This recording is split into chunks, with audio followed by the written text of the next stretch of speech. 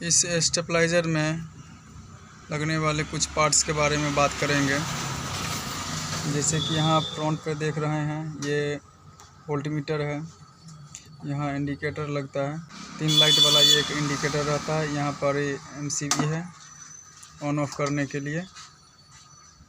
और यहाँ पर देख रहे हैं इनपुट और आउटपुट वोल्टेज को देखने के लिए यहाँ पर ये स्विच लगाया गया है। मीटर का लाइन ऑफ है। जैसे ही ऊपर की तरफ इसको पुश करेंगे तो ये इनपुट वोल्टेज दिखाएगा, और जैसे ही नीचे की तरफ पुश करेंगे तो ये हमारा आउटपुट वोल्टेज दिखाएगा, और बीच में रहेगा तो ये न्यूट्रल रहेगा हमारा। इससे क्या होता है कि वोल्टमीटर जो है ये लॉन्ग टाइम चलता है और इसमें ख़राबी नहीं आती। जैसे कि परमानेंट इसमें लाइट होने की वजह से, वोल्टेज इंक्रीज होने की वजह से ये परमानेंट चलता रहता है। इसके अंदर में एक रेजिस्टेंस होता है वोल्टमीटर में, आइए मैं दिखा देता हूँ। जैसा कि ये देख रहे हैं, ये रेजिस्टेंस होता है, तो परमानेंट लाइन होने की वजह से ये रेजिस्टेंस जो है वो शॉर्ट कर जाता है, तो हमारा मीटर ख़राब हो जाता है। तो इसीलिए यहाँ पे स्विच लगाया गया है।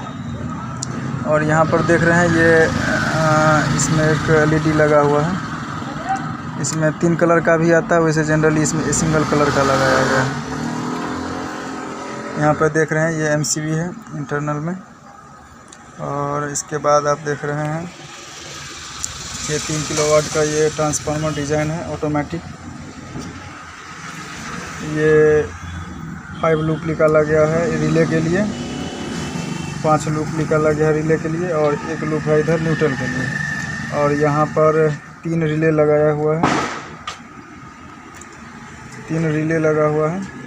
और इसके बाद यहाँ पर एक ऑल इन वन जो एक माइक्रो कंट्रोलर दिया गया है। यहाँ से हम एक प्रीसेट देख रहे हैं, ये एक प्रीसेट है। इस प्रीसेट की मदद से हम तीनों रिले को आपस में कंट्रोल कर सकते हैं। और प्योर जो है वो 220 वोल्ट आपको यहाँ से मिलेगा। अब इसमें प्रॉब्लम क्या है सो मैं दिखा देता हूँ। धूल मिट्टी जमने के कारण, इतना सारा धूल मिट्टी जमा हुआ है, इसके कारण क्या हो रहा है, इसमें फ्लक्चुएसन हो रहा है, लाइट का फ्लक्चुएसन हो रहा है। वैसे भी DC जो भी सर्किट है इस पर इतना सारा धूल मिट्टी नहीं होना चाहिए।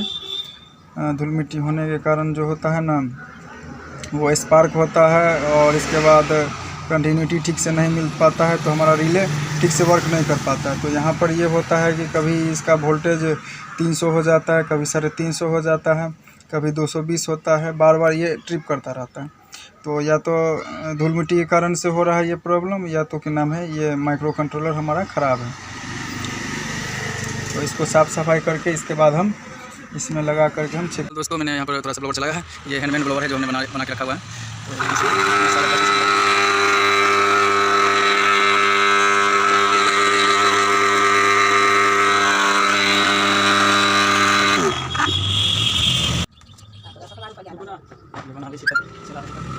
देखिए दोस्तों, कितना सारा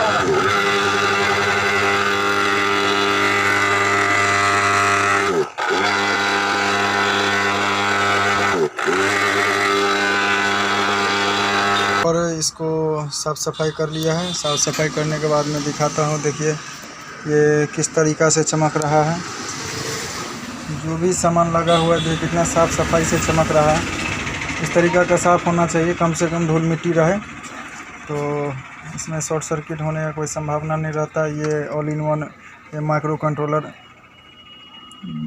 ये सर्किट है, all in one micro controller है। ये एक जो यहाँ पर 5G का प्रीसेट लगा हुआ, ये टाइमर रिले के लिए है, लेकिन इसमें 3 ही रिले उपयोग किया गया है, 3 रिले का प्रयोग किया गया है। तो इसमें हम केवल एक रिले को ही यहाँ से हम इसको मूव करेंगे तो इसका रिले जो है वो सेट हो जाता है। जैसे इसको ऐसे करके मूव करेंगे तो यहाँ पर ये सेट हो जाता है। जैसे देखिए यहाँ से ये फ्लक्चुएसन एक ही रिले से हमारा ये कंट्रोल हो जाता है वोल्टेज। तो इसको हम 200 वोल्ट पर ला करके इसको हम सेट कर देंगे। इसको हम क्लॉकवाइज घुमाते हैं, यहाँ पे इसको क्लॉकवाइज इधर घुमाते हैं तो ये इसका वोल्टेज बढ़ जाता है, और इसको एंटी क्लॉकवाइज घुमाते हैं तो ये वोल्टेज मैनेज रहता है।